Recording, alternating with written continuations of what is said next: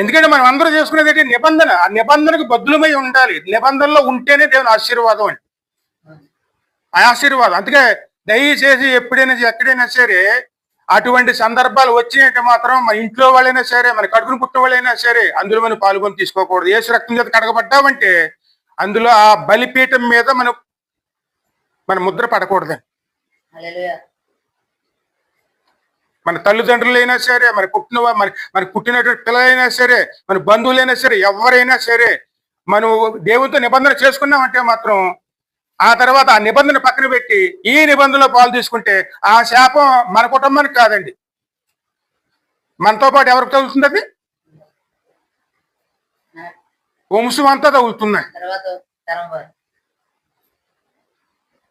ఇది తెలియక మనం ఏం చేస్తాం? ఇందులో పాల్పొంది తీసుకోవటం, అందులో పాల్పొంది తీసుకోవటం, ఇందులో దేవుని పెట్టాలంటాం,